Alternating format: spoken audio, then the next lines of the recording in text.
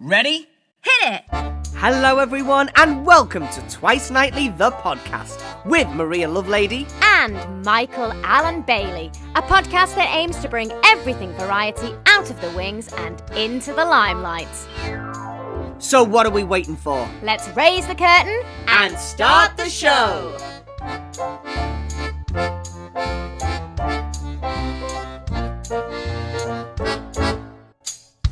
Coming up on today's show, we talk to the author and curator of Vintage Black Glamour, Nichelle Gainer. Our talk takes us down many paths, from Beyoncé to Batman. And how do you think you'd feel having a chat with Hollywood icon Eartha Kitt on your lunch hour? Well, Nichelle can answer that question. Find out what she says a little bit later on.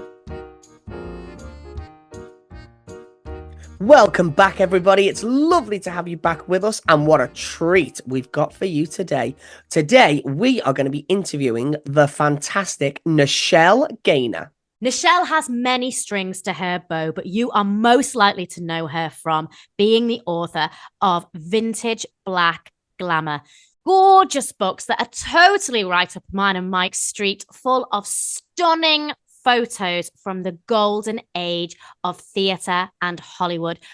Now, we have to say these are not just ordinary books. I mean, they are stunning, like expensive, luxury, glamorous books that will bring a certain je ne sais quoi to any space. I've got a lovely golden glass console table in my house, and those books are pride of place on that console table. They make the console table look even more fabulous than it is. But you do not need to just take our word for it, because Nichelle has been reviewed by some of the giants of the publishing industry. New York Times calls Vintage Black Glamour an important book. Oprah described this book as one of the year's top 10 books. The Washington Post said that it assures a spot in history for early Black celebrity. And probably my favorite review is by the Huffington Post, which called this book pretty darn fabulous. Oh, three amazing words that you want on the back of your book, isn't it? It is. Now, Nichelle's celebration of all things Vintage Black Glamour does not stop at her three wonderful books. Nichelle has over 159,000 followers on her Vintage Black Glamour Instagram page. These followers include a whole host of wonderful celebrities. In fact, they're probably dream Twice Nightly guests, such as Dita Von Teese, Cynthia Erivo, and Viola Davis. Her work is so important, so inspiring, that we had to get Nichelle on the podcast to share her work with you. And talking about sharing, after we spoke to Nichelle, she also shared her fabulous books with us. What a treat. Talk about perks of the job. Three amazing books with us: Vintage Black Glamour, Vintage Black Glamour Gentleman's Quarters, and Lady Day Body and Soul, which is a celebration of Billie Holiday. So we have to say a big thank you to Rocket 88 Books for sending them over to us. Now, due to scheduling and deadline reasons, we actually recorded this interview about 2 years ago. So it's been on a hiatus for a very, very long time. But we wanted to wait until the podcast was at its peak so that we could bring it to you in all its glory, because it is a fantastic interview and it's one of our early favorites. But we also featured Nichelle in a previous episode, which you can go back and listen to, because it's time for a shameless plug. If you want to hear more of Nichelle, or where she is featured in previous episodes, go back and listen to our episode all about Josephine Baker, which we featured in series 2 of the podcast. And also, if you're interested in books on photography, black and white photography, and photograph books of the stars, go back and listen to our previous episode where we chat to Simon and Anne. That's series 4, episode 2. So there you have it. Here is Nichelle Gainer. So excited to talk to you. Thank you so much for being here. We have been looking forward to this interview for ages and ages and ages. So I just want to jump straight in. Vintage Black Glamour. I mean, already that's 3 words that get us really excited. So for you, what was the inspiration behind the book, and why was it important that Vintage Black Glamour is such a thing to celebrate? Well, Vintage Black Glamour came to me, really, it was just kind of a dream, like an angel dropped it in my head, because I did not set out to write a book called Vintage Black Glamour. I was initially, and I talk about this in the introduction of that book, I was writing a novel. And so I was at a famous library in Harlem, the Schomburg Center, and I was doing some research on a particular person, Rose Morgan, who was a pioneering Black entrepreneur in Harlem, and she's in the book as well. But I was researching her because I wanted to base one of the characters in my novel after her. And during that research, I came across a photo. I'm like, this woman looks so familiar. Like, what, it turns out the woman was my aunt. Wow. Margaret Tynes. And I think I could probably grab it in there. But I saw this picture in the library, and I ran out of the library and I called my cousin and I said, isn't this our aunt, the opera singer? I heard about her, and there's a picture of her in the library, and she's getting her hair done by this famous hairstylist. And they said, oh yeah, that's her. She had a 50-year career in opera, and at that point her husband had just died, so she had just moved back to the United States. This is around 2002. This is the picture that started it all. I don't know if you can see it. Oh, that is incredible. Wow. That's the picture. That's my aunt seated, and that's Rose Morgan doing her hair. And obviously it's clearly a publicity shot because her hair is already done and they're both perfect, and they're just kind of, So that was the picture that started it all. Like, wait a minute. I heard about my aunt. She was in our family reunion materials, but I didn't know that she was, in magazines. I had no idea that there was so much going on. So I did more and more research on her, and not only found information about her, but about other Black women. Many people, if they've heard of anyone, they've heard of Lena Horne, Eartha Kitt, Josephine Baker, maybe Dorothy Dandridge if you want to get fancy. But it's like usually Black Americans are more familiar with Dorothy Dandridge. Other folks maybe were not familiar with her until Halle Berry portrayed her in a film for HBO around 2000 or so. So I saw a lot of people who were famous back then. What people forget is that people are famous sometimes for a generation, for a couple of years, and then they're forgotten. They may have been all over the newspapers or Time magazine or Life magazine, Jet magazine, and then decades later, people don't remember them. And so I found a lot of famous people, or people who were famous now, but maybe in their younger days, that could have been a great, some great pictures I found of, say, of Della Reese and stuff like that. It didn't make the book, but just to give you an example, just a wealth of information. So that really started me on the journey. And it just came to me one day, the name. I'll say, oh, this is Vintage Black Glamour. This is not just a vintage glamour, which I love. This is Black glamour, because you can look at a bunch of vintage Hollywood books. I think people are better about it now. People are more expansive and inclusive. Now people, but 20 years ago, you could look at an old Hollywood book and you wouldn't even see Lena Horne or Dorothy Dandridge or Eartha Kitt or Josephine Baker, much less the lesser known ones. So I knew that there was an opening there. I knew people would be just as interested as I am. And so even though I was turned down everywhere until I get a DM one day from my publisher in England, Rocket 88 Books. And he was like, have you a publisher? And I'm no, as a matter of fact, I don't have a publisher. But I said, look, I'm not just about the entertainment or the hype part. I am more interested in style and substance. So it's got to be, I love Lena Horne and Dorothy Dandridge, but I like them as people and with their mind, Dorothy Dandridge was a hard worker. Like everyone loves to see like Beyonce or Rihanna. You see them in rehearsals. Everyone knows that kind of work. Dorothy Dandridge was like that, rehearsing for hours a day, dance lessons, acting lessons, getting fitted for dresses, rehearsing her lines, just like anyone else. But people forget that the old Hollywood stars had to do that too. They didn't just come out fully formed.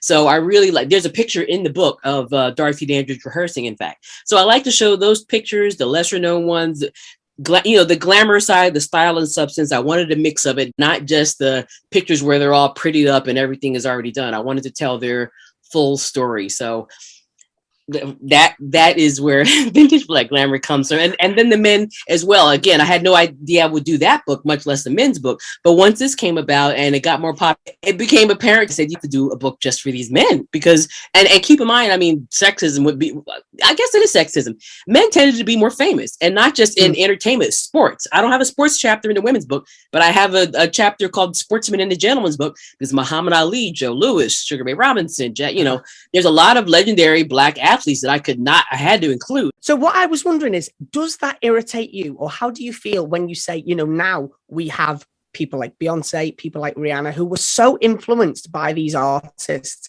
And yet audiences of today would assume that they did it first, that Beyonce came up with the idea or Rihanna came up with the idea, never knowing that they are so heavily influenced by these people. How do you feel about that? It only annoys me when people actually do think like that.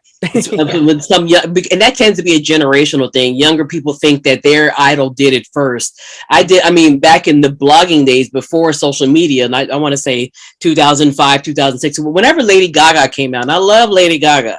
But there were some people saying, oh my God, look at Lady Gaga. She did this, she did that. And I did an entire post on my blog like, hello, people, Grace Jones, Elton John exist. This is where she didn't do that first. I can recognize it like right off hand. I'm 52 years old. So that's, I'm one of these women. I don't care about my age. I tell it because it's a generational thing. So I am what they call, I'm Gen X. I was a teenager in the 1980s with Prince on. This is my childhood bedroom. I had Prince on the wall right there, Michael Jackson, Madonna.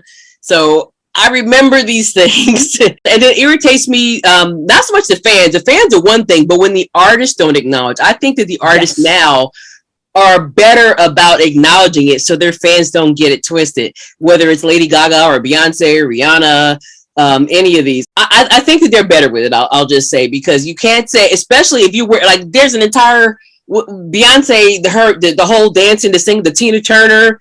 I mean, it's like you can't look at that and not mention Tina Turner. So when she performed, the banana skirt is one thing. People get that, but some of the things she was doing with her outfits, there were sometimes the Super Bowl outfit. One of her outfits was an exact replica of the Tina Turner outfit, and the designer was like, "Oh, we didn't know that."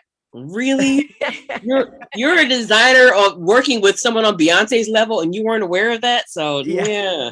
That was so. But as long as the artist gets it right, I'm really, because I feel like I'm very passionate, as you can see, about the artist that built it. Built it for us. I'm an artist myself. I'm a writer. That's why there's even a writer's chapter in there. I have Dr. Maya Angelou and Lorraine Hansberry, Zora Neale Hurston, who would not normally be in a glamour book, but glamour to me, again, is style. Vintage Black Glamour is style and substance. So it's important for me to acknowledge the inside and the outside of the people, the creative artists, not just focusing, not that I don't acknowledge it. I absolutely acknowledge racism that they dealt with and all that, but in a way that's a given. And it's a different, sometimes they dealt with it in a different, they had a different level. Sammy Davis Jr. once famously said, I've been insulted in some places that most Negroes could never hope to go and get insulted. So that kind of thing. And so it's just important for me to have that balance. It's interesting how you said about your publisher, that you couldn't get a publisher for the longest time, and that all of the sort of old books about old Hollywood, they didn't include these images. And it's interesting that it's almost like that gatekeeper attitude, because actually, as soon as this book's come out and your Instagram page, it's been a huge success. So it's almost like the gatekeepers of the publishing world, they're controlling what we want to consume. Yeah, and they still are in a way. But the thing, social media, I feel like this generation, speaking of generations not realizing who put it, who came before them. Sometimes it annoys me when I see some of the younger generation say, oh, well, why didn't they do this 20 years ago or 30 years ago? They could have done this or that. Yeah, we were doing this or that, or we weren't trying to, we were at a job and we wish we could blow the whistle on discrimination or sexism or homophobia or whatever, but we didn't have Twitter to go to. We didn't have an Instagram. You could possibly get an article in the newspaper and it's gone the next day, and you may or may not have seen it. It may be on the local news. Now I can get on the computer. I can see BBC.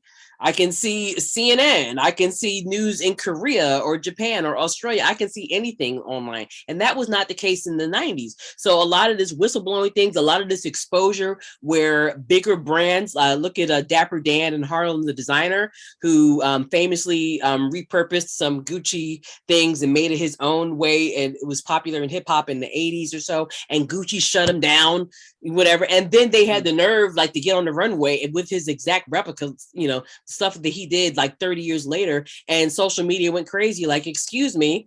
And that's where that whole, I'm glad it's all worked out now, but that's why Dapper Dan had the Gucci deal, things like that. And so social media has been brilliant for that, to give exposure. I've been able to get on Instagram or Facebook or, these social media platforms and expose people to things, people who are, it's not that people didn't want to know, it wasn't in the schools.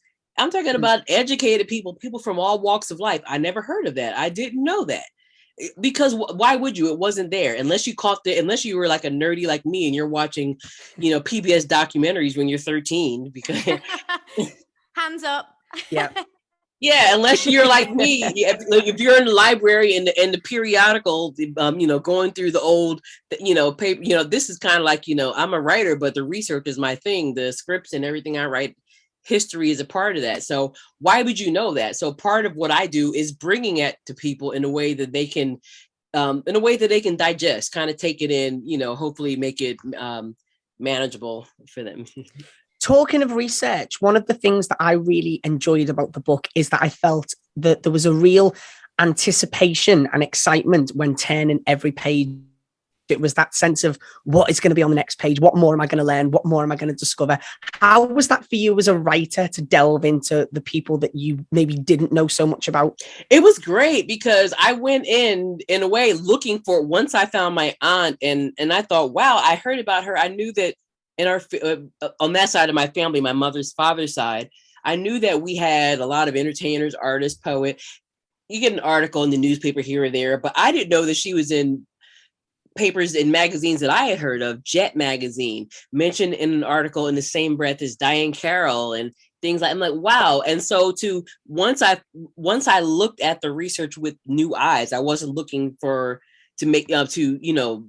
looking for characters of my novel, looking for people to base the character, like that. Once I was looking to just see who they were, to pay attention who this beauty queen is. This fine brown frame, 1950, went on to marry Sidney Poitier and had 4 children with him during their marriage. That was Sidney Poitier's first wife. This great random picture of Eartha Kitt with a Mont Blanc pen or something, I guess doing a promotion with them because her autobiography was coming out. I'm like, okay, a marketing, you don't even think of things like that, but just to see small things like that, Duke Ellington playing piano with President Eisenhower, I think it was, just kind of kicking it with him. So he mentions that the president dismissed his guards so he can just kind of kick it with him, privately. Wow. Music and kind of, Duke Ellington hanging out with presidents in the 40s and 50s. So it was just, it was great to see little slice of life stories like that, not just the stories of them on stage or relying just on whatever interview was done, because sometimes it may have been someone just writing an article about them who may or may not have been, spoken to them directly. It could have been just someone's opinion. You could, especially when it came to women, and this is women, period, how they write about women and like the idea, like, all of the Billie Holiday stuff. Oh, will the lady find a home and a family? Because what woman can be a full woman if she doesn't have a husband and children and family? And what America says is, makes you an actual, valid woman. So that's most of the stories about her, or a lot of women, is like, yeah, she's made this multi-million-dollar career global worldwide, but she's the little woman at home. Yeah. that kind of thing. So it was just interesting to see how, and you had to, instead of taking things at face value, you always, you have to do it now, of course, but especially years ago, 20, 30, 40, 50, 60 years ago, you got to take that into account. Like, who was writing this article? What is the perspective that they're coming from? Is this information correct? So a lot of times it's great to see a video of them speaking or audio, but if it's printed, you got to, sometimes, for the most part, it's fine, but you just have to be mindful of that. Here at Twice Nightly, we mainly look at that sort of like the end of the 1800s and sort of the turn of the century. We love what's happening there in music hall, mainly in the UK, and then it kind of changes here to like variety. But of course, over in the States, you had vaudeville and you had the Harlem Renaissance around that time. There were so many icons that came out of that period. You can start with people like Ma Rainey. You can go to your Josephine Bakers. Who for you are some of the people around that time that really stood out as the pioneers of that vaudeville world? In 1903, there was a play, like a musical called In Dahomey, I believe it was. And these were American performers, but they went over to England to perform for the king. Mm-hmm. And so I think Florence, this is Florence Mills on the right here. I think she was in it. This is also right here, Adelaide Hall, American. She made her name in the UK. as well. So these are people that prior to this is like the early part of the 20th century, before the Harlem Renaissance in the 20s. So there were these performers, Burt Williams and George Walker, who were Team Williams and Walker. They performed in blackface. I mean, that was a whole long story. It was kind of clever how they did it. They kind of took the limitations that they had and turned them in their favor. But they were also part of that troupe that went over to England to perform in Dahomey, and it was a whole range of actors. It was, it was a big hit they were in hit shows here on Broadway in America, and so that's why that UK tour was a big deal. Future King, I think that he saw that show like 20 times or something. Yes. Yeah, yeah, that's what they said. That was he saw Florence Mills and all that. I believe that was the lore of that. Yep. Oh, and here is Ada Overton Walker. The Walker that I just mentioned, this is his wife. She died young, like in 1934, of tuberculosis, or something that she would not die of now.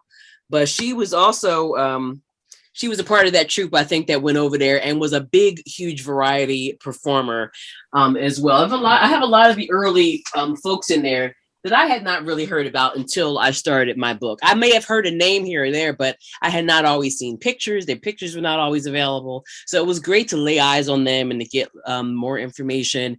And then to see the influence, you mentioned the Harlem Renaissance. And in the men's book, of course, I have one of my favorite writers of all time, Langston Hughes. And Langston Hughes was a big fan of Burt Williams, the vaudeville performer I just talked about. And when he first moved to Harlem, it was around the time Burt Williams died. And so he was one of the many Harlemites who crowded that funeral, who went to, hundreds of people who went, packed the church and packed the outside of the church for this funeral, for this icon. He was a huge, big performer. In fact, he had what some writer called years ago the first American pop song, #1 pop song, which is kind of true. It was called Nobody.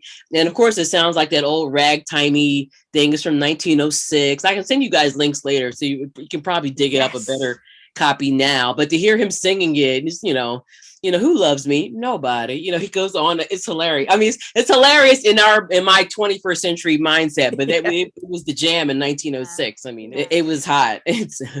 It's amazing how popular these people were, and I don't think we can kind of quite grasp it. And yeah, they were superstars. Like we have Jackie Chan. You have Jackie Chan superstars. You have Michael Jackson. You have Madonna. You have these as much as you could be a worldwide sensation in the late 1800s and the early part of the 20th century. That's what a lot of these people were performing. Even the boxer in my book, Peter Jackson, who was he was from what they call the Danish West Indies now. I forget what the proper name is now, but the Australian boxing champion of the world. And the white boxing champions from America and the UK would not fight him because he was black. Now, I mean, they really didn't want to fight him because they knew they would lose. Yeah. So they had to say, yeah, we're not going to fight him because he's black. Because if they felt like they could beat him, they would have taken the fight, So they waited years and he could not. But he was such a big superstar that Frederick Douglass had his picture on his desk. And so that worldwide, the way athletes are like Muhammad Ali, Mike Tyson, the way these athletes are known all over the world, they were known back then as well, because people value sports, right? They value entertainment. And so they may not have known, people in the world knew Frederick Douglass, but there's some of the big names like that. But entertainers and athletes have always had worldwide fame. Yeah. I think it's something like 150,000 people turned up to the streets for Florence Mill's funeral. That's what they say. I don't know how you can count 100,000 people. I mean, it's like those blocks I thought about those numbers because that is what they said. And I may have even printed that in my book. But the more I think about it, especially when I would walk around there, I lived in Harlem up until last September. And I'm like, you could 10,000 people on this block would fill this entire block. Yeah. So how are you getting 150,000? So I think the people in 1920 may have been overestimating numbers. When Florence Mills died, the same thing when she died so young, unfortunately, and they packed her funeral like that. When Aaliyah died in 2001, the singer Aaliyah, her funeral was really packed like that, but it wasn't 100,000. You can't do 100,000 people is like the entirety of Harlem or something. So you got, or of a pocket of Harlem. So, but still it's plenty. It was enough. You can fill the block. You can fill it up. So it's suffice to say that was, that's what they mean. It felt like 150,000 people because if you're in a crowd of a block and those blocks are not that big, especially with a lot of people in there. So, yeah. I was actually going to bring up the fact that you mentioned about dying young, and this is something that isn't uncommon in the book. Like you say, Florence Mills died really young when she was only 31. And of course, Billie Holiday was only in her 40s when she died. Is it a little bit like the Marilyn Monroe effect, do you think, where these people are immortalized and remembered and so well in our consciousness because they died young and maybe never reached? I think so. I think there's some of that. Potential? I mean, isn't that there are phenomena with different musicians who have died at 27 years old, like Amy Winehouse and Jim Morrison and different ones, Jimi Hendrix. Yeah. And I think there is something about losing, you never know the full potential. Like Aaliyah was only 25, I think, when she died. So you never know the full potential. I mean, God forbid. I mean, thank God she's, 40, she's 40 now. I think Beyonce's 40. Imagine if we lost Beyonce, then all of well, if you love Beyonce, like, imagine not having Beyonce. My God, what Beyonce is what people were expecting out of Aaliyah, and then some. Yes. And someone like Florence Mills back then was already a superstar. She was already a star, and so to lose her, it's like what the heck? That was like losing Madonna or something in that young, like losing Madonna in 1989 or something. Like what all that you lose, that you see the greatness there, so more is coming, and so to lose them so young is most of these performers. The one I pointed out to you, Ada Overton Walker, she was only 34 when she died because I think she had it was like an appendicitis thing or something, things like that you don't die of now. A lot of them died of things like that. Was it Bessie Smith that died? Was it Bessie Smith that died in a car accident young as well? I mean, young in their 40s. I mean, like in their 20s, 30s, 40s. I think that is that sweet spot where, yes, I think there is a romanticizing of them a bit. If whether they died of a drug overdose or as an accident or whatever it was, I think sometimes there's a romantic. It's romanticizing them, but also it's kind of acknowledging the greatness that you could have seen. I mean, what would we have gotten out of James Dean if he hadn't died in that accident so young, So if we think about some of these stars that you've just named, could you paint a picture for us about what their world was like in terms of the atmosphere, the places that they were working, their work ethic? So I think it depends on the star because it's not, racism and prejudice is always bad, but obviously in that time, it was just more, not just unapologetic and happening, but written in the laws, interracial marriage was illegal, things like that. So a lot of, speaking in terms of American performers, Black American performers, many of them would go over to Europe for more possibilities. It's not that there wasn't racism in Europe. I'm sure some people who came from Africa or different parts of, they can tell you they've experienced their own forms of racism, Black British people from the Jamaica or wherever else, the islands. But Black Americans have acknowledged over the years, they go over to Paris, they go over to, different parts of Europe and kind of get that special treatment because they are someone like a James Baldwin, say, like in the 50s when he went to Paris and stuff like that. You kind of get that special treatment because you're an American, so you're kind of exotic, you're kind of removed from something. But as far as famous people, like obviously Josephine Baker, in Paris, in Europe, in that time. Some of the other different opera singers in different areas.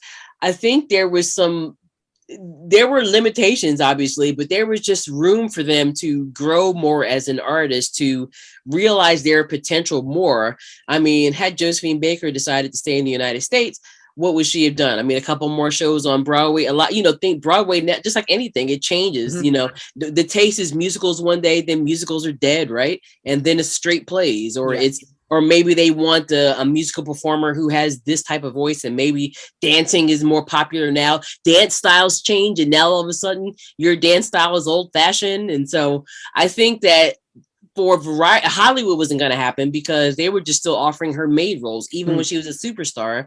Even there's a clip of Billie Holiday in the 40s. She and Louis Armstrong were in some movie, and her character was still a maid. Like they were still in a darn. It's like they could not possibly imagine a Black person outside of a service role. So and this is nothing to say that there's anything wrong with maids or anything, obviously, but They had Billie Holiday in his maid's uniform, or Louis Armstrong playing a porter or a chauffeur or something. It's like these, and people who make films are artists, right? So these artists had they had no vision. Their vision was lacking so much that they could not imagine these brilliant people outside of this role. Like, okay, they're Black, so let's put them in a maid's uniform. It doesn't, and even when it doesn't make sense for the story. So that's the type of things that we lost, as time went on. There was, now this is getting on later because I guess it varies, but Dorothy Dandridge and Nat King Cole, they came together to pitch a TV series together.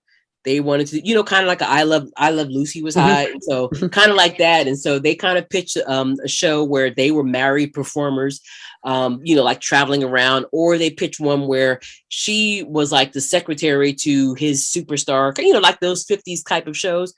Turned down everywhere. They were just turned down. Can you imagine if we had a show like that, something?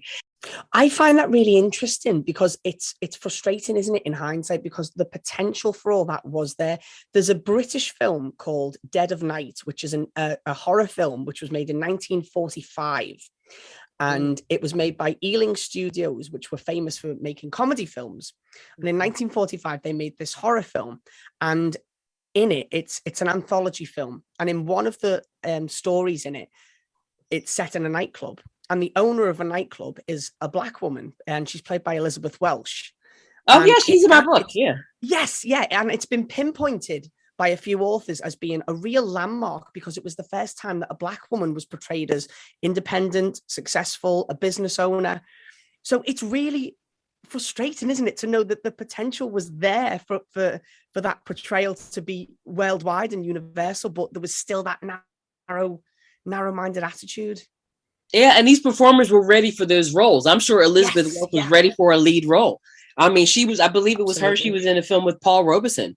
And I think I posted some clips of that because Paul Robeson is another performer who went to the UK, who in those days, I mean, now, of course, is different, but some of the performers went to Russia at that time because they were able to, go into a cafe and get a cup of coffee without being carted out or saying, oh, it's whites only. That, they could be a human being. But all of these performers, that's why they took, just like any other artist, you take your dance lessons, acting lessons, voice lessons, you're working on your craft, you're ready for the role, you're prepared to get out there. But the opportunity is not there because someone assumed, and there's prejudice, there's always prejudice, like I said, but the lie was always the white audiences don't want to see them or the movies don't travel well. But then it's like, as we've seen many times over the years, a Black movie doing well overseas. When I lived in Thailand for a short time in 2016, and I remember seeing Idris Elba on a poster there. I'm like, yeah, you see?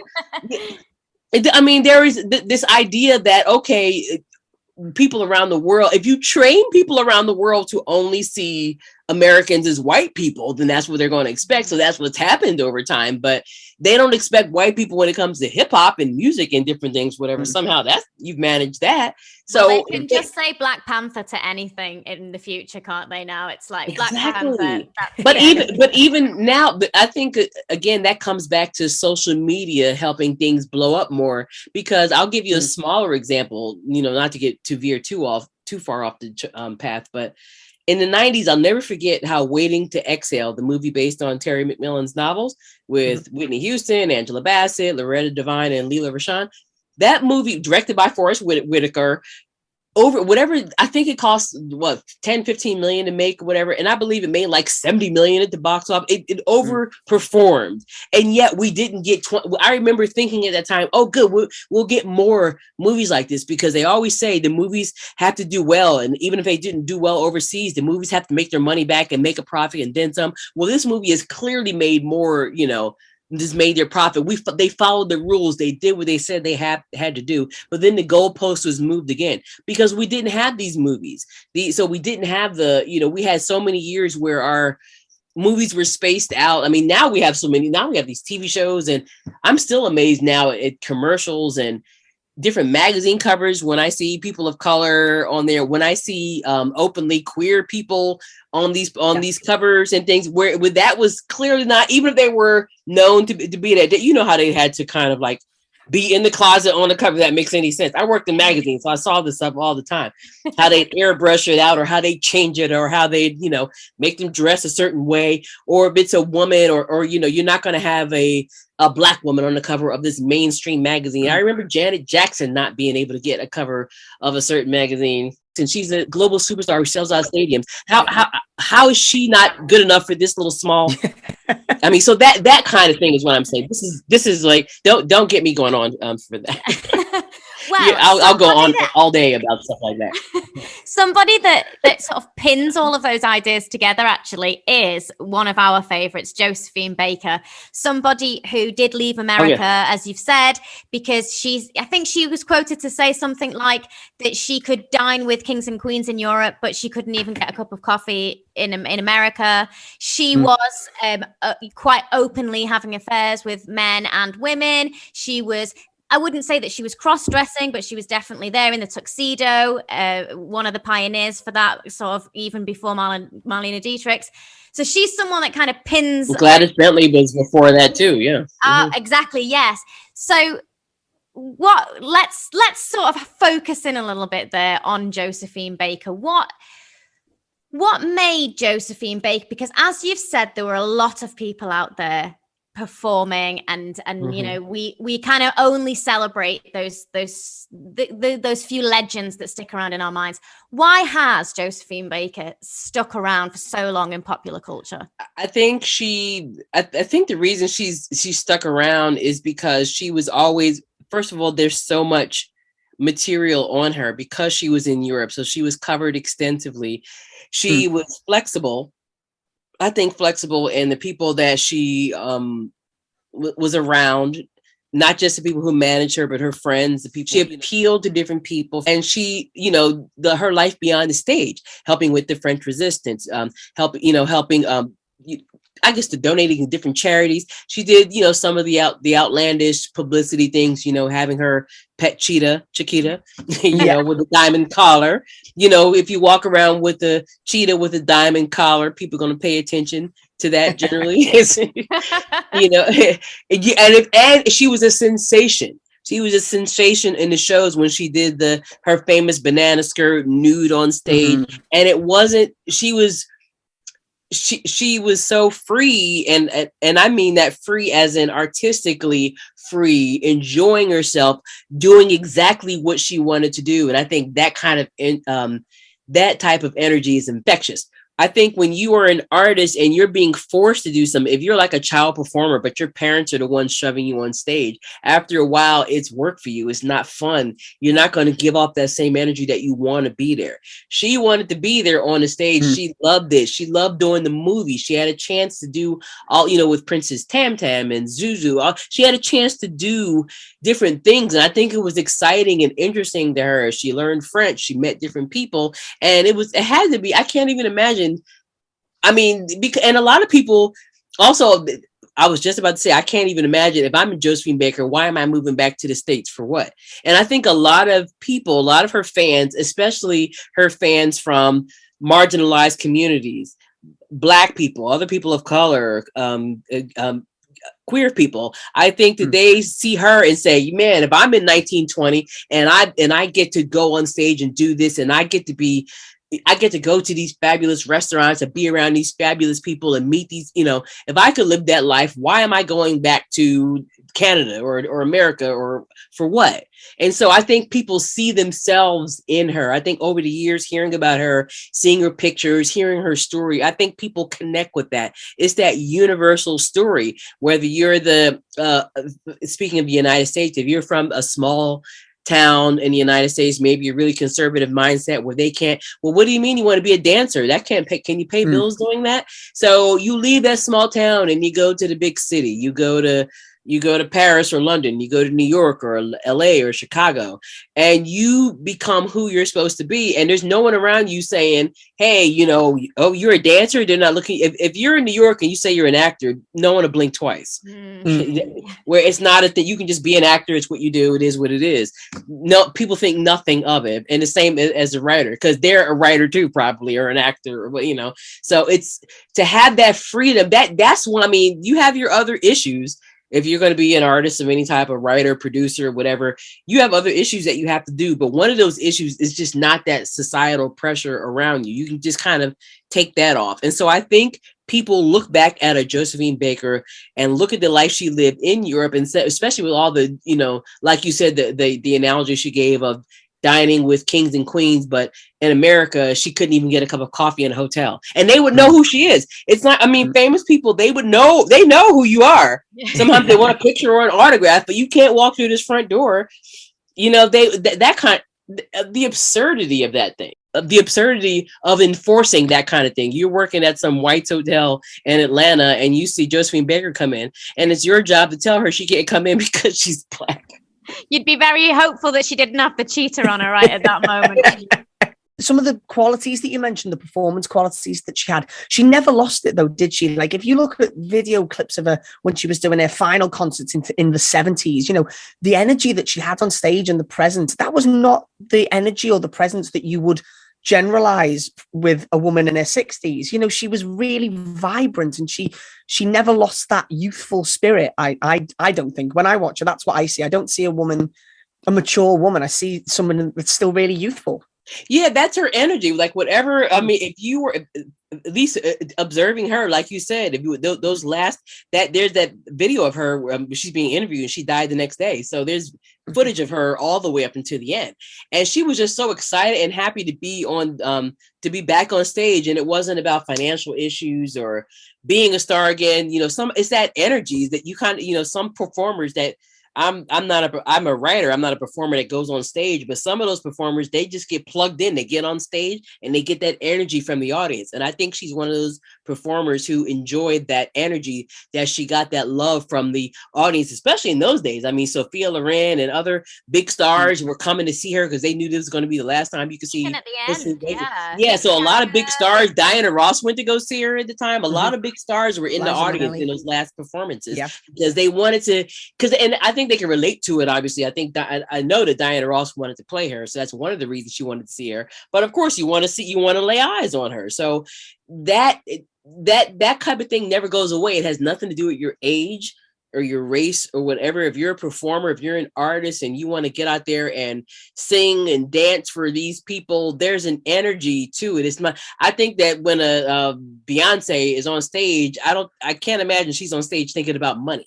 I think she's on stage thinking about her, or about art. Yeah, she's like performing. I'm connecting with the audience, and this is a song that I wrote, and I wanted to put this out in the world. If Lizzo's out there, Lizzo was like, "Yes, this is me. This is the message I'm putting out. I love this song. I wrote this song, and and this is my body. This is what it is. I have a new lingerie line. She has new lingerie out. I love Lizzo. I was thinking today actually who you can kind of compare to someone like Josephine Baker, and Lizzo came. It's that sense of the over the top quality, I'm just going to pull a flute out of nowhere and start playing it, and it's that she does it for the audience. She has such a connection with the audience, and you feel like she works off of the audience rather than saying, this is what I've prepared and watch it.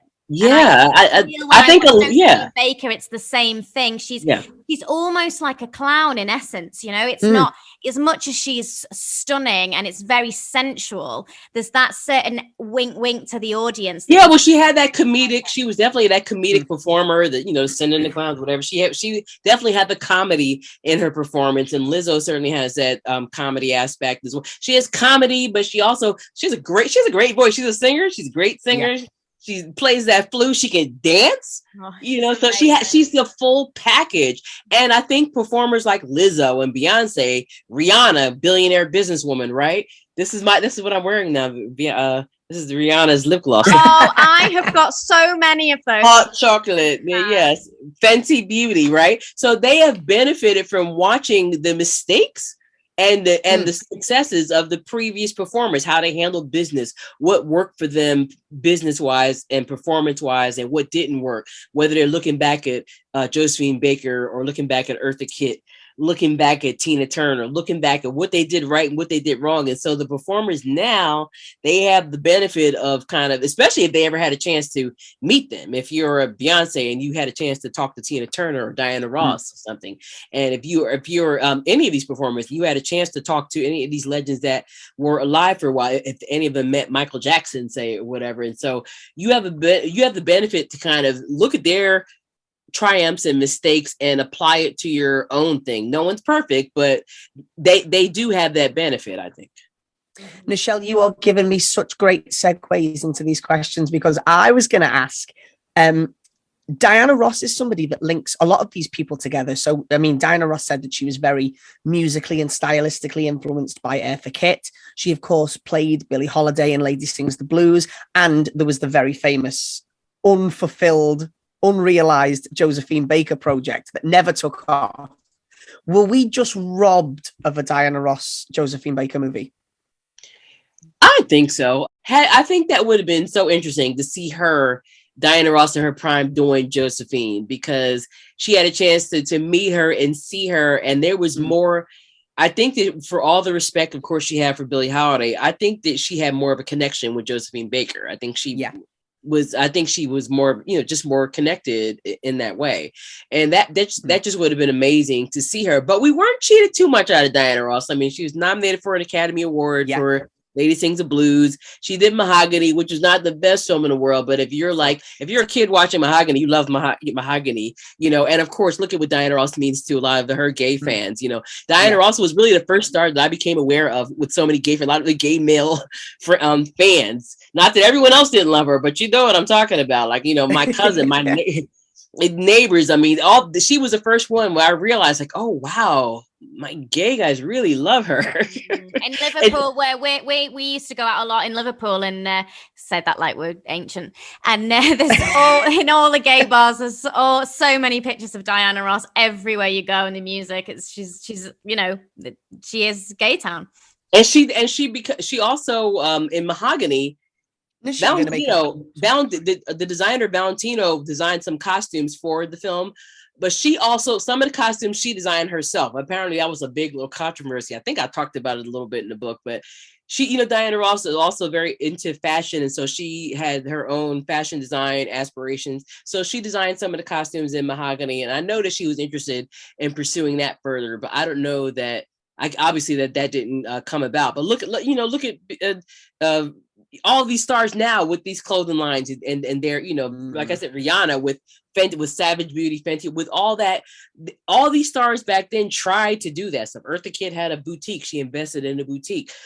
Josephine Baker had a beauty line. They've had Lena Horne had a beauty line as well. And did you know that Lena Horne's beauty line was backed a little by Gloria Swanson? No. I looked, there were some papers at the University of Texas. I don't know. I came across it somewhere online, but Gloria Swanson was one of the initial investors in this, like, Lena Horne Cosmetics. Yeah. Just when we didn't think we could love Gloria Swanson anymore, we've got that new little nugget of information. I was thinking, I usually write scripts for TV and film. That's what I'm doing now. But for a play, for whatever reason, that Gloria Swanson nugget, I'm thinking that there's possibly a play in that somewhere. That's a great idea. I was thinking about. So you guys heard it first. You heard it first, right? We'll be on the front row. We'll be there watching that play.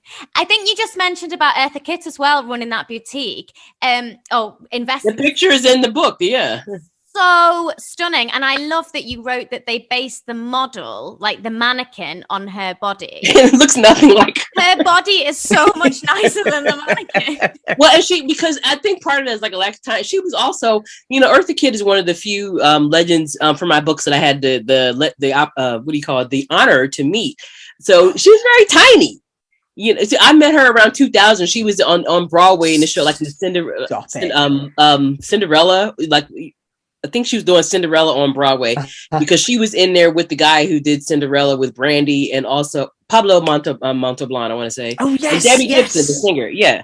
So she was on Broadway with them, and I had a chance to interview her, and she could still kick her leg up to her nose. I mean, like nothing. And she was in her 70s then. Can I tell you what I did last night? I've been trying desperately to get my little stepson. He's only 2. I've been trying to get him into the old Batman series, the Adam West Batman. Oh, so yes. I put the episodes on last night with Eartha Kitt as Catwoman. And of course, like Batman was so famous, wasn't it? The series for being really over the top and camp. And it was a gateway for all these performers to overact. And I was watching Eartha Kitt as Catwoman.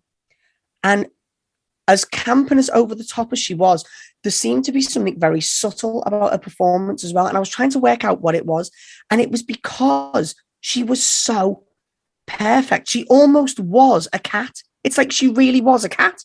Mm-hmm. And that's the only way I can describe it, is she was so well cast that it's like I think she was known for her purring. Part of the reason they can't, because of the whole purring thing. So that's part of what they, that magnetism with that cat-like magnetism. She would dress in leopard, leopard prints and stuff like that. And so that was the Batman thing. I think she only appeared. Her daughter told me in 3 episodes. 3 episodes. Yeah. And yet she's iconic. The fact that people think that I hadn't even connected that. And Kit, her daughter, said, yeah, she was only in 3 episodes. I'm like, really? It's crazy, isn't it? I mean, with all due respect to Julie Newmar, but I just, I just, obviously Eartha Kitt is my Catwoman. So we've got to ask you a little bit about what it was like to meet her. I mean, I know you say she could kick a leg up, but I mean, just being in her presence, what was that like?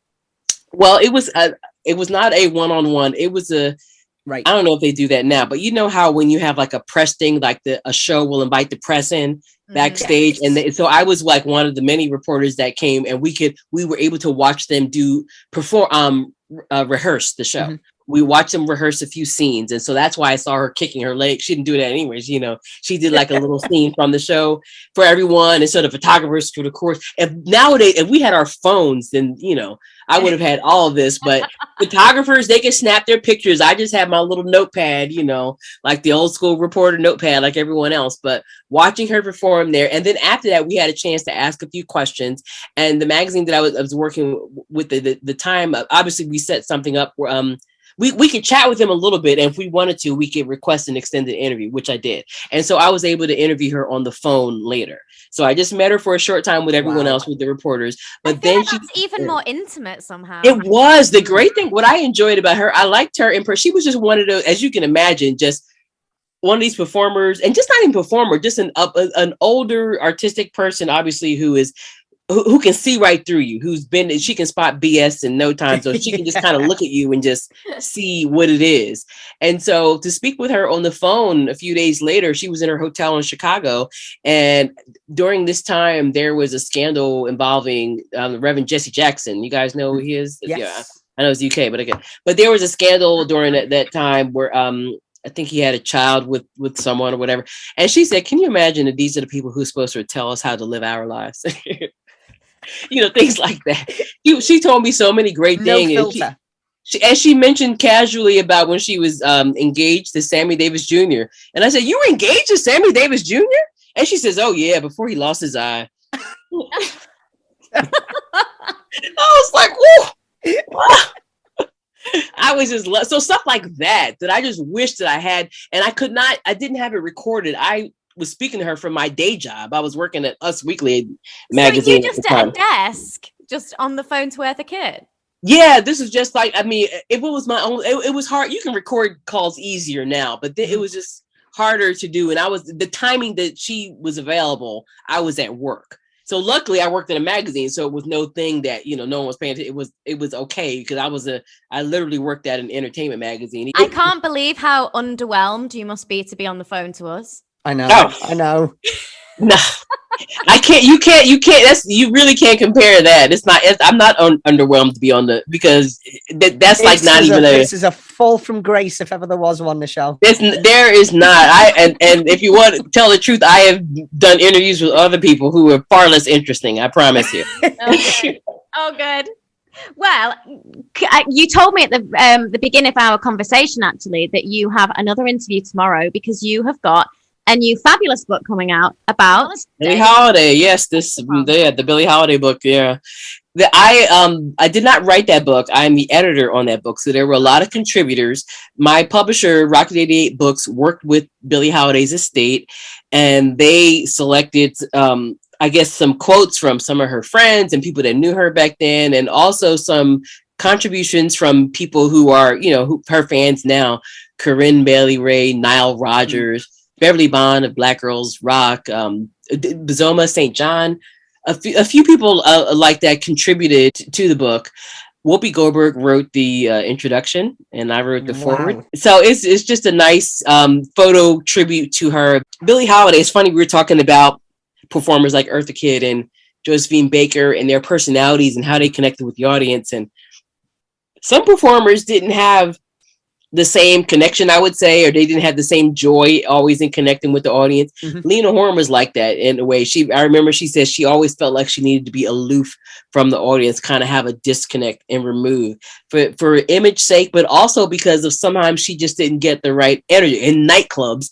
Some of these audiences, not that they were Lena Horne fans, they were in the nightclub smoking and drinking, or they were there for whatever. And so it was a different energy. It wasn't these performers like, hey, I'm sorry, this wasn't an audience. I am here to see this performer. And even when they were, it was just a different vibe. And I think the same thing with Billie Holiday, singing in these smoky nightclubs. It could be the cops and the FBI out to arrest her. And so it was always a tension and a disconnect and a remove from it. And so it was important for me. People know that about her. There's been, Lee Daniels had a film out last year that told one side of her story. I think that it's important for me for people to know that she was not always miserable. That she was happy. She had a nice life.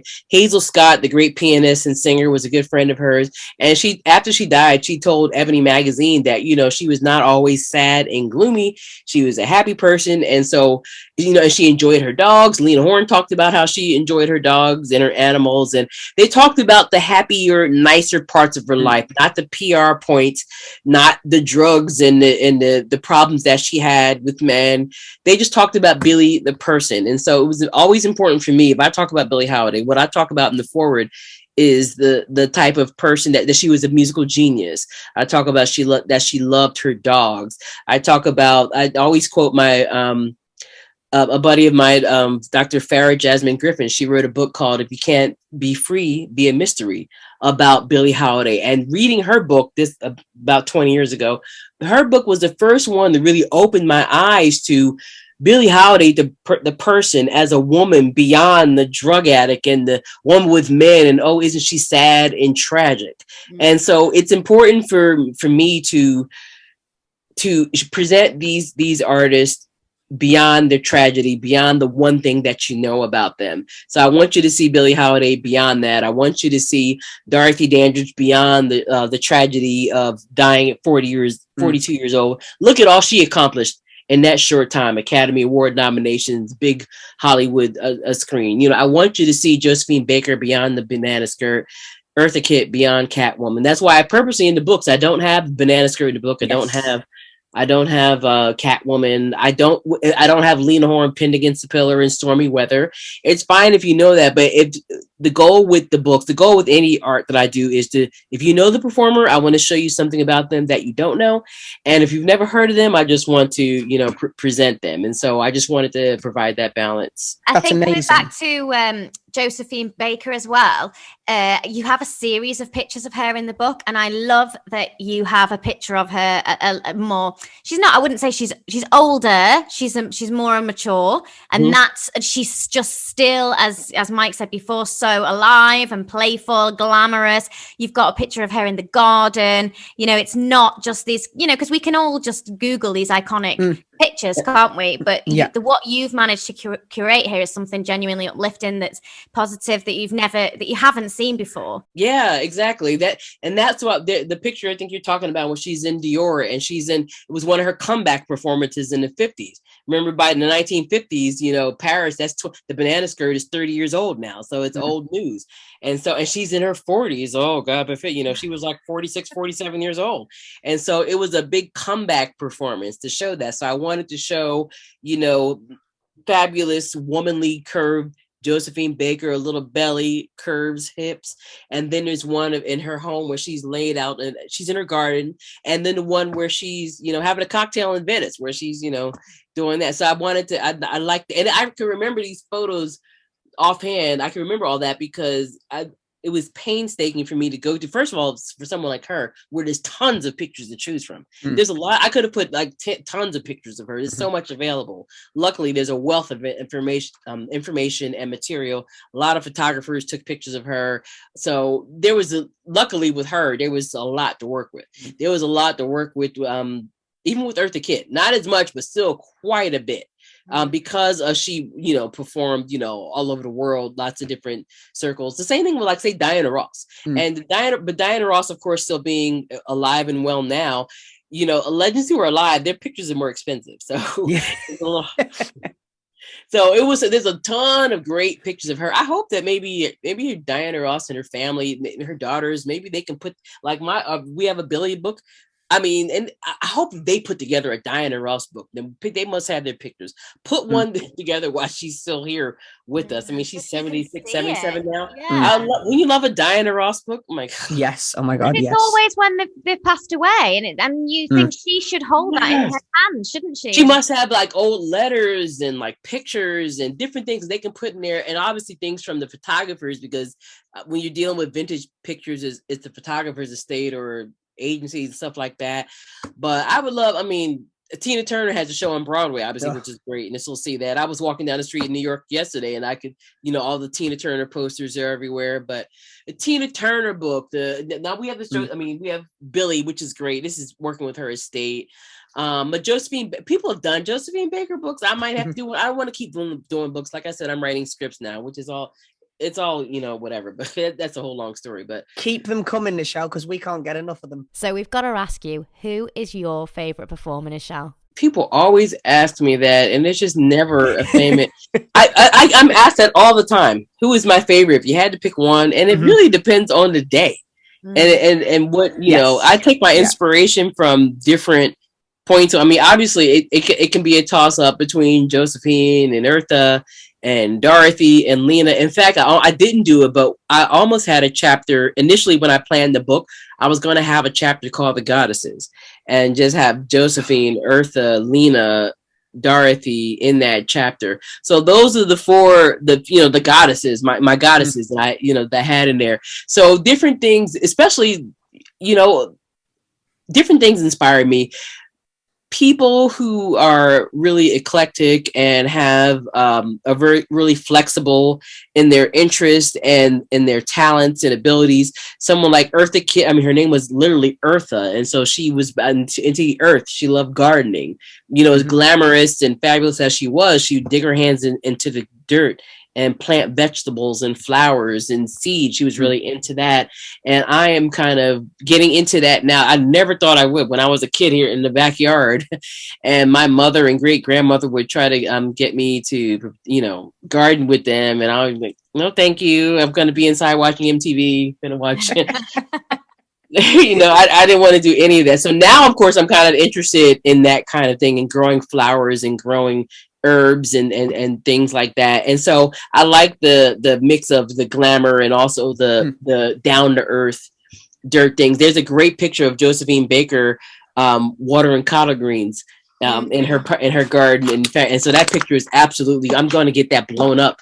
It's just going to be on a wall in my house because that's just one of my favorites. We'll have to start changing the phrase. We'll have to start calling it Down to Eartha. Yeah. I think she even has it. Did she have a book with that? It's probably a ton of articles have used that term, down to Eartha, because she wrote like 3 autobiographies and all that. In fact, that's going to be the topic of my newsletter next week because Viola Davis released an autobiography this week, and I thought about her in terms of like Cicely Tyson right before she died, and she released her book, and Viola Davis did some of the audio for Cicely Tyson's book. But I thought about Eartha Kitt's book and Lena Horne and even Billie Holiday and how they presented themselves in these books, whether they worked with co-writers or ghostwriters, whether it was more of hagiography or whether they were trying to present a certain image of themselves or tell a story. And so that's part of basically what I'm talking about in the first newsletter I'm going to put out next week, because I feel like there's something powerful about the word. I tried with the book to use the artist's words, what they said themselves, as much as possible, rather than what other people said about them. Unless they were, obviously long dead and there are not a lot of quotes.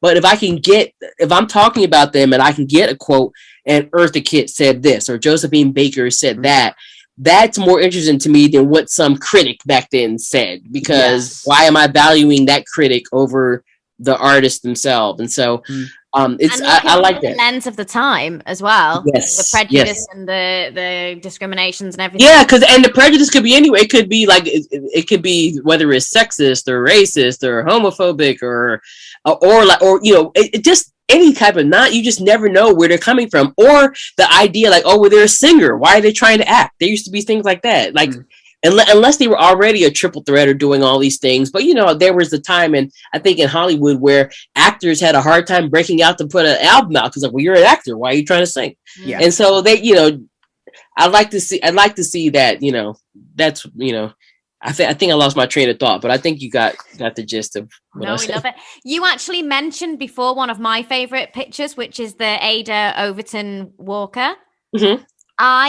That photo, because that's in the Tall, Tan, Terrific, which is the opening section of your book. When I saw that photo, I really felt, and you described this well in the introduction, that I'd never seen a picture like that before. She is so beautiful, and yet she is thinking, and she looks so intelligent. There's so much going on that I could just stare at that photo for hours. And I really don't think that I've seen many photos of young Black women from that period like that. A lot of them weren't taken, and a lot of these photos, I think, with that picture, a lot of the pictures from that time, who ended up photographing Black performers, Black people, quite often, and in the more humane ways, or in a way that was true to who they were, usually European photographers, like white photographers, but they were an immigrant from Hungary or from Germany or whatever, and they came over to the US. They had, again, that different lens. Like I mentioned, Black performers going over to Europe and being viewed differently. Well, these white photographers, even one of the photographers, I want to say John Milley, I forget now, I'm forgetting the names, but they were from Hungary. There was another from Algeria, from different parts of Europe and North Africa, wherever they were from, coming over to America in that time. And so they don't have the propaganda of Black people are these terrible things that the propaganda said, with the stereotypes, degrading them with watermelon and all that nonsense or whatever. They just saw these people, and you could tell in the photograph they weren't looking for a stereotype. So Ada Overton Walker, in that picture, the one in my book, and a few others that I've seen of her, they tended to be these photographers from the UK or from Europe or something like that, photographing them because they were overseas. A lot of them, there was I think it was in The Guardian a couple of years ago, there were pictures of Black people in Victorian times in the 1880s. And they were photographed there, and some of them were Fisk University singers. The photo of the boxer that I mentioned to you, Peter Jackson, he's in that picture. It's the first time I saw his picture. And a lot of pictures were taken, but they were it's not like they were printed in magazines or newspapers over the years. So they were available. They just weren't, I guess people weren't looking for them. Someone that you mentioned, actually, if we're going to bring it a bit more up to date, as a sort of modern variety entertainer, is Whoopi Goldberg. Yeah. She does a bit of everything. It's so funny. She's very famous for being herself, but then she just pulls out these incredibly dramatic roles. Whoopi Goldberg is interesting because she, I like her because I when my first book came out, my publisher, they don't know, different celebrities. I usually have to explain to them, especially American celebrities, but they knew about Whoopi. They said, Whoopi Goldberg has bought your book. I'm like, oh, yay. So, but she's, obviously she's one of the few EGOTs in this country as far as award winners, Emmy, Grammy, Oscar, Tony. But she became famous from her Broadway show initially, It was that was her one woman show on Broadway is where most of us first heard of her, and then that was so popular. It was an HBO special, and then she did all those famous movies that she did in the early 80s and 90s. That Only One syndrome, and so she was I think she has that. She produced I think a documentary on Mom's Mabley. She wrote the foreword for the Billie Holiday book, so she has an appreciation for that history. I think she has that connection. That's why with the work that she does, that she took the time to even do this, the foreword for the Billie Holiday book, that she took the time to do the Mom's Mabley, the work that she puts out there, that she has an appreciation for. I think she understands it. This is by the way, this is Williams and Walker, the gentleman I was talking to. Wow. The shorter man, that's Ada Overton's husband. Wow. Yeah, and that's Burt Walker. Burt Williams. Yes, and in the book you write about how when he died, she dressed in his clothes. She went on stage in his clothes because he was sick.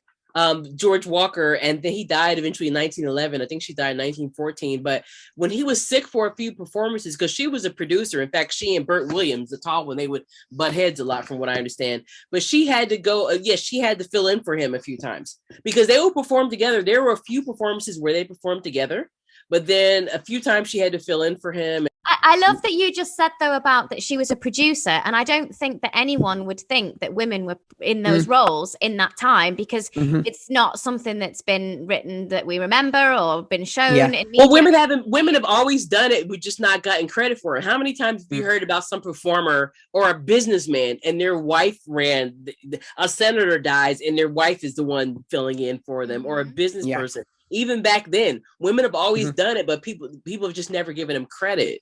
There's always this new idea that, there's this new funny woman out, and now finally women are breaking into comedy, and you're like, well, they did it I can give you an example from every decade, and you can go to like Mae West and even before then of women that were running the whole show. Mae West, exactly. And you know what, the performers that those people are familiar with were influenced by the ones from the decades, the ones who were famous and then forgotten, even if they weren't that famous. Because if you're an artist and if you're produced, I have dancers in here in both books, Norton and Margot.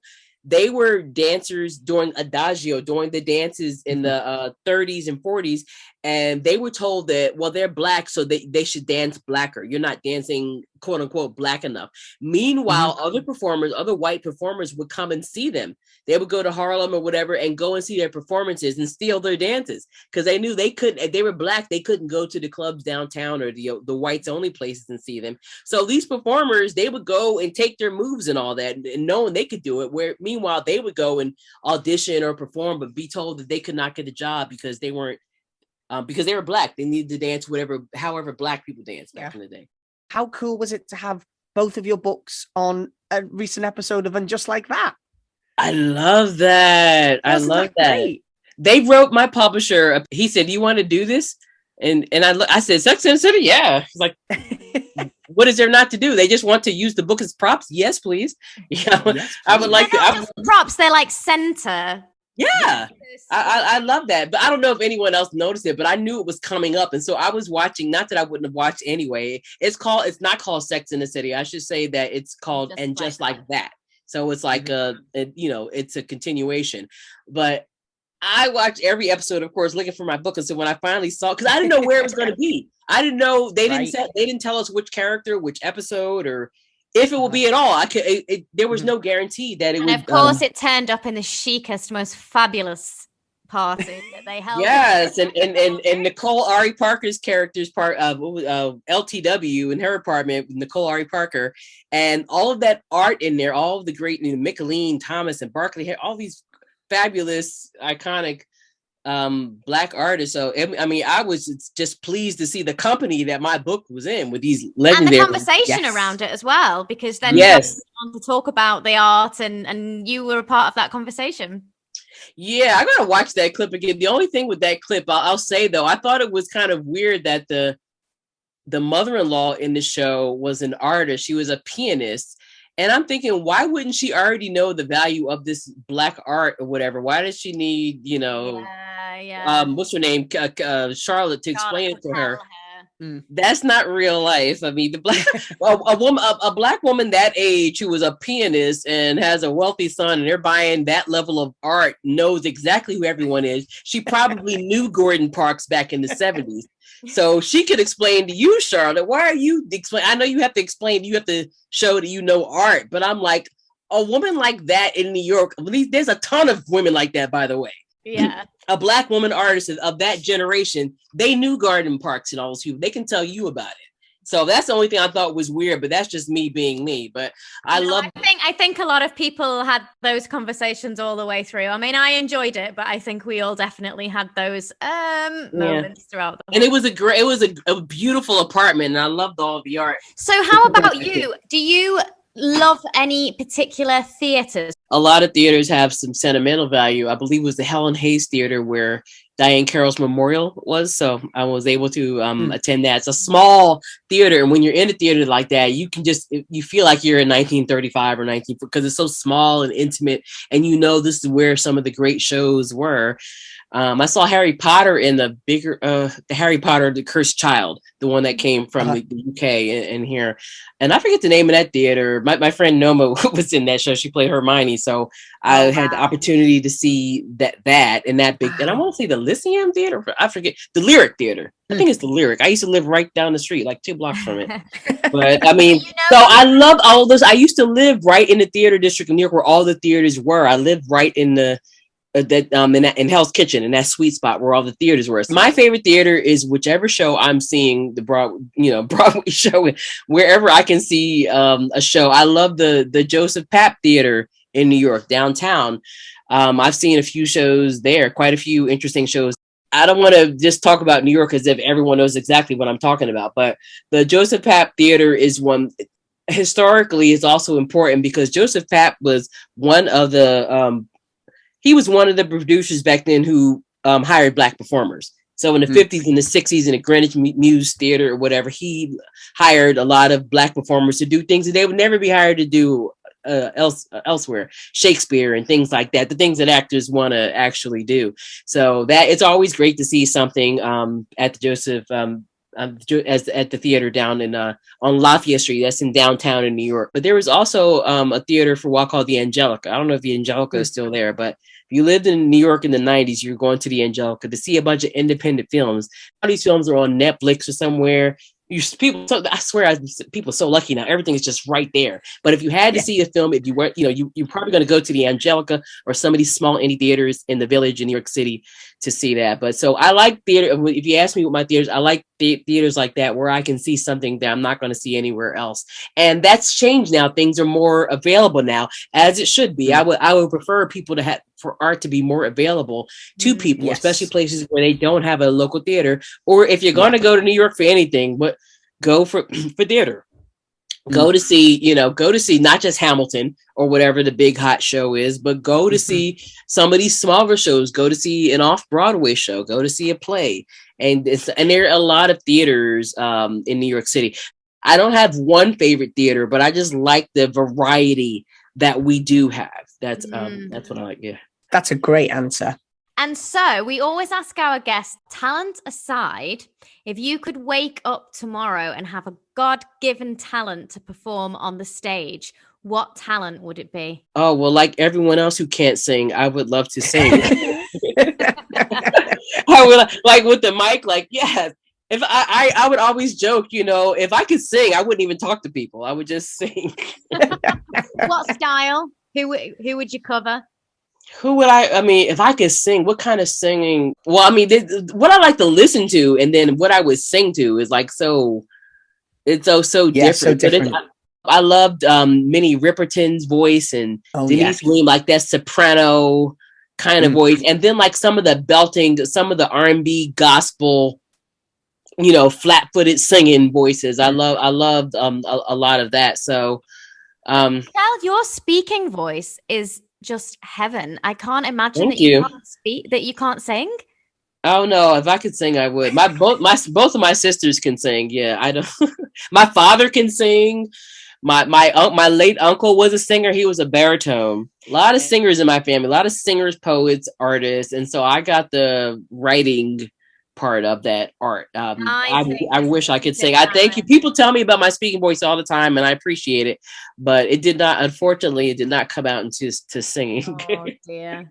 Well, we always also do our quick fire round. So are you up for a quick fire round of questions? It's just a simple one or the other. Oh yeah.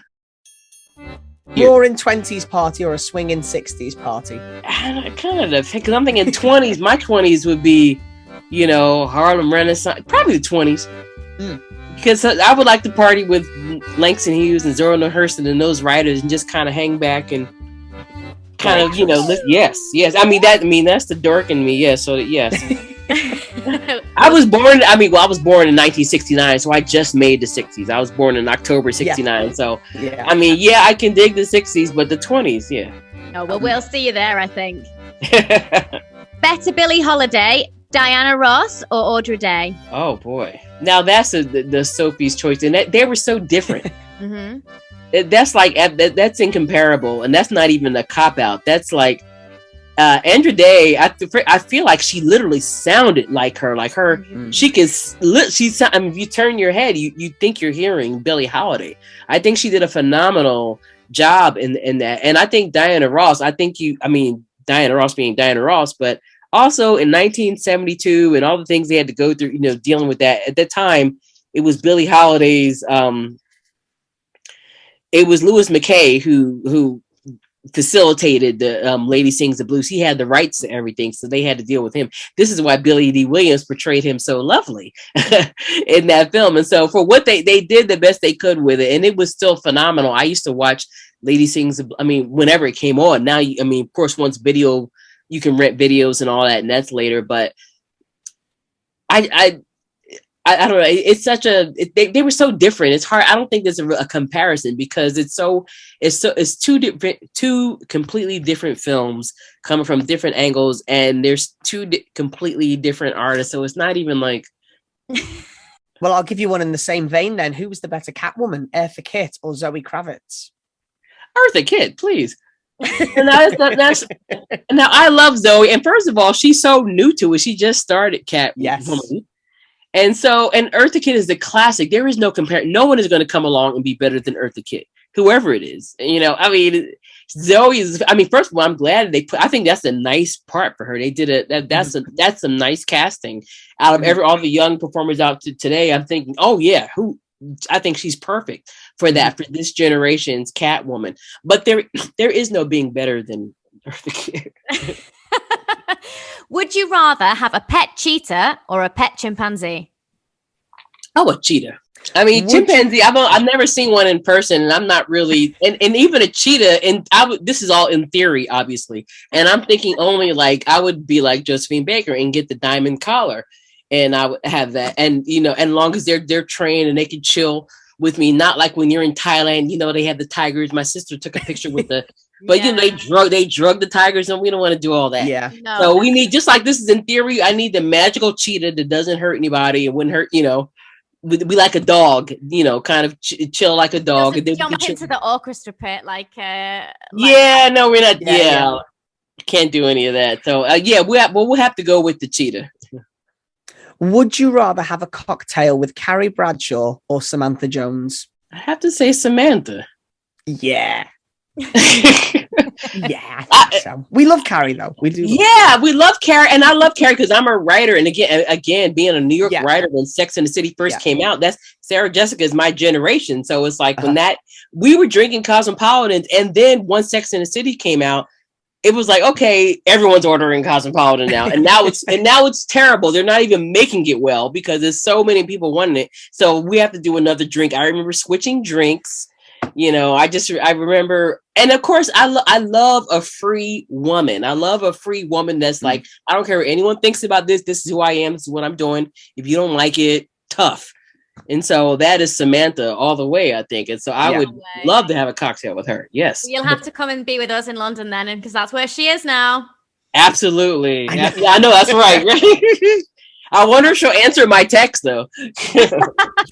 Just the dots and then nothing. I know, like the dots, and she'll ignore it, But look, I won't. I'll be quiet. I won't say anything. I'm a Scorpio. I know how to be quiet. Well, that leads us on very nicely to the very last question, which is: would you rather have a Cosmo in Manhattan or an iced tea in Long Island?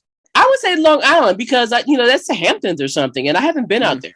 And so I've had many a drink in Manhattan, and it's not. If I never have another drink in Manhattan, I'm fine. So I'd like to go anywhere. I want to go anywhere I haven't been yet. I love a Long Island iced tea. Yes, if they make it right, it's perfect. Ooh, yes.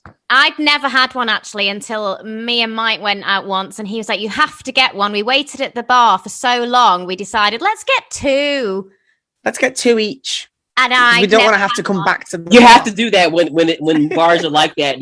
You just get it all at once, just in case you don't want to go back. Yeah. Well, it's needless to say, I don't remember anything after ordering the Long Island iced teas. Yeah, you have to be careful with it. When it's done right, it'll get to you. But it's so good because it doesn't taste alcoholic, and so you don't feel like drinking alcohol. That is the danger. Do you know what I think is so fabulous, Nichelle, is that you were drinking the actual Cosmos in Manhattan, and me and Mike were those people drinking them in Liverpool, like getting 2 for after 1. Sex in the City and made them famous. Of them. I was working at GQ magazine at the time, American GQ. I was an assistant editor there, so it just sounds way more glamorous than it was. I promise you. But well, I got you to Eartha Kitt, so. Well, yes, after the fact. This is a couple years. I interviewed Eartha Kitt around 2000, 2001 or so. And I was at GQ around 95-ish, 95, 6, 7, something like that. But yeah, the Cosmopolitan, I wasn't the only one. And they would definitely the drink specials. But that was around the time I became interested in cocktails, period, because I was not really, unlike now where I'm like, I'm just, a cocktail enthusiast. But at that time, I would just, everyone, I'll have a Cosmopolitan. My friend's drinking a Cosmopolitan, I'll have that. Or I'll have a white wine. But when I worked speaking of GQ, working with these men at GQ, they were like, why are you drinking this shit? It's like, sorry, I don't know if you can curse, but that's what they said. Why are you, what is this you're drinking? You're going to have a martini. I'm like, I don't like gin. And they were like, we don't care. You're going to try this martini. And so a lot of cocktails I tried for the first time was working at GQ after, like, it would be, this is the old building, not where they are now, or actually even Times Square. This is the old Madison Avenue GQ office. That's how long ago it was when I worked there. And they would, after work, our desk, the waiters would cover our cubicles with white cloths and everything, and they would turn our desk into bars because some writer who wrote for the magazine had a book coming out or something. So that's where I would drink things for things that I would never order in the bar. So they would like, oh yeah, try this. So that's where I could see what I liked and didn't like. That's where I had a chance to learn about different cocktails. If you were going to be sipping a cocktail with Josephine Baker in Paris, which one would it be? Well, I like different things. I mean, I'm more of a wine champagne person. I like sparkling. Yes. But as far as a cocktail, I do like I guess they call it like a French 75. So they mix like with liqueur, like the Saint Germain, liqueur with either champagne or vodka. So I like things like that. Alcohol is like obviously not that great for you. So you want to have it sparingly. I feel like, especially if you want to be in good shape and be in your right mind and everything. So I feel like I want to have the best quality alcohol possible. Nichelle, it's been such an honor to talk to you. We've absolutely loved speaking to you. Thank you so much for giving us your time. And if we're ever over in New Jersey, we will be hitting you up for a cocktail.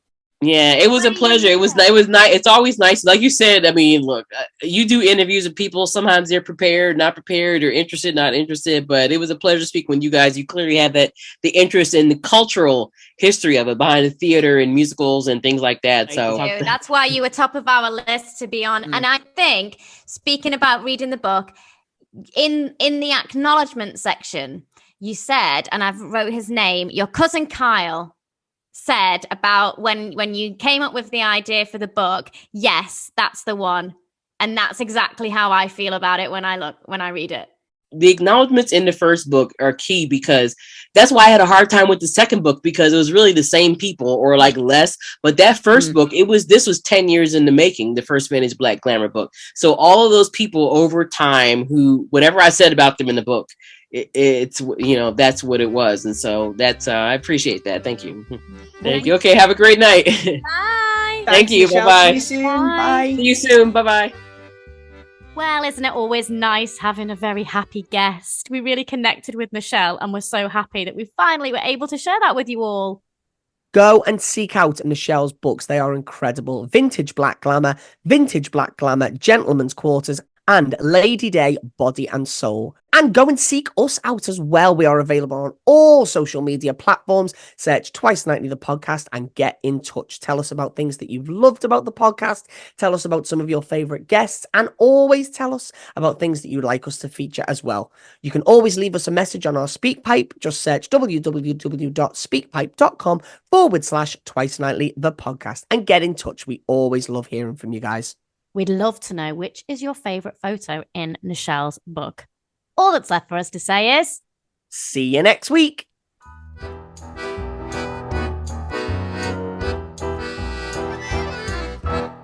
In the bag.